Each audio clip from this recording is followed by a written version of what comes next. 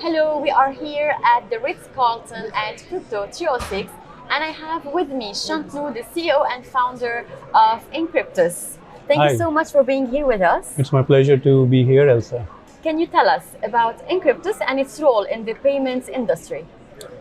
Encryptus is a company that's based out of common sense, I would say. We are solving the most basic problem, not with a crypto token. We do not offer tokens in any form to our users. We are an infrastructure company that's offering on-ramps and off-ramps. Those who do not understand, on-ramps means when customer wants to buy cryptos from fiat money. Fiat is national currencies, and off-ramp means when they want to convert cryptos to fiat money, which is national currencies. So that's the OTC part of our business, which is mainly for institutions. And the other extension of that business is pure payouts, which is more like a B2B2C solution, which means crypto companies, crypto exchanges, they can use our infrastructures and offer payouts to their users. So let's say a user is holding a stable coin like USDT or USDC, and they want an off-ramp. So that's the infrastructure that we provide, but in a more regulated and in a compliant way. We are well integrated with coin monitoring companies, KYC partners, and also for self-custody. These are the infrastructure tools that we use to make sure that the users are getting legit money, and we bring clean coins to the ecosystems for payouts. That's amazing. And what payout options do you offer? So we thought of building an extension to what's available in the market right now. Okay. So the most preferred payment option, in my personal opinion, would be the bank wires. We offer bank wires in 79 countries to the user's own bank account. So users cannot do third-party transfers, but they can only do bank wires to their own accounts.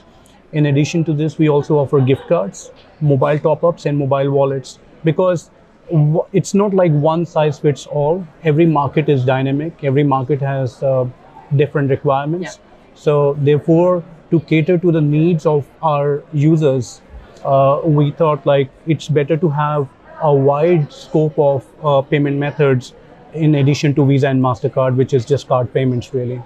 Amazing. And who are your end customers? Our end customers, so as I said, we have two products. One is the OTC product. This is mainly for institutions. If they want to buy or sell large amount of crypto assets, Yeah. buy or sell large amount of crypto assets. On that front, we only support Bitcoin, Ethereum, USDT, USDC, a GBPT stablecoin, and Matic. That's on the OTC, but on the payout side, we are offering our infrastructure to crypto exchanges, crypto wallet providers, so that they can offer the payout as a service to their end users. So think about it, you go to a crypto exchange, the only option you have available today is withdraw crypto. So from your wallet to another wallet, you can withdraw crypto. Mm-hmm. By having, if an exchange signs up to our service, their users can do alternate payment methods directly into their bank accounts or gift cards, mobile top-ups, or mobile wallets. Okay. So it's more like a B2B2C business that we are catering to on the payouts. Okay, interesting.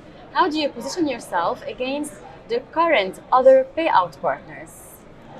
So there are a number of distinctions available.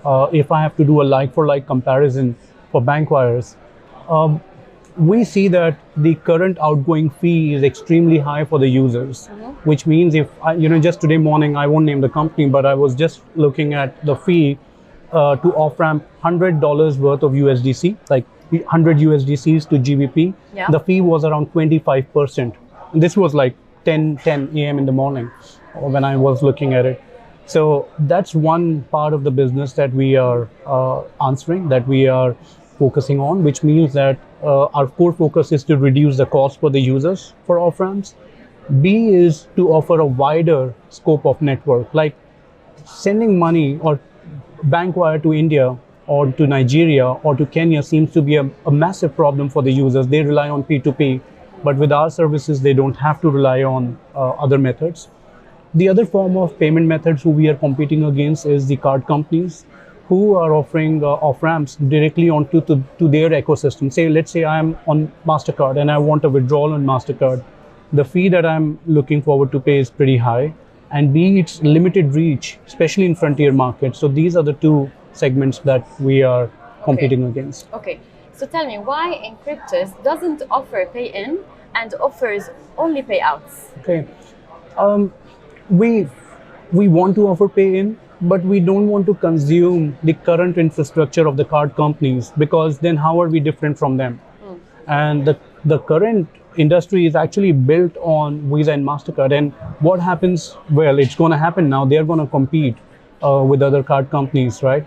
So we thought like focus more on payouts. Like there's not enough competition in this segment. Therefore, we went ahead with payout first, and we will do payouts maybe at a later stage. Okay. But in a more cost-effective and in a more infrastructure way, rather than consuming other companies' infrastructures. Yeah, makes more sense. Why companies like Visa and MasterCard cannot be the preferred off-ramp method? I think they are huge companies. Number one, we must give credit to them for what they have built. But also we have to understand that the problem that the crypto user is facing today is not just in the first world, but also in the frontier markets.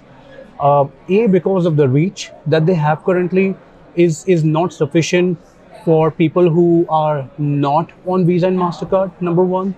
Number two is the cost. I think from the user's perspective, the cost that we are looking at for off-ramping goes up because there are multiple intermediaries involved in the whole process. Therefore, I feel scaling up can be a challenge if these companies continue to provide the current infrastructure for off-ramps. Therefore, I see that being a challenge in the long term. Okay. Maybe short term, they may be extremely successful, and they will be successful like the way they were successful through on-ramps. But off-ramp, I think, is a different ballgame altogether. Okay. What licenses do you hold for crypto and fiat activities? So we hold permutation and combination of licenses. We hold licenses in Asia, one of the countries in Asia Pacific, a license in European Union. These licenses are crypto and remittance licenses in APAC, and in Europe and in Middle East, we hold crypto licenses. And really the idea is we are in fact looking at more licenses as well, purely because of the fact I don't think cryptos will exist without regulations and licenses. So both the banking and cryptos must coexist, and the common body that brings us all together is regulations and licenses. But we are looking at licenses in North America as well and parts of Africa. That's amazing. Shantnoo, thank you so much for being here. My it's pleasure. such a pleasure, and thank you for your time. Thank you very much. Thank Good you. to see Thanks a you. lot. Thank you.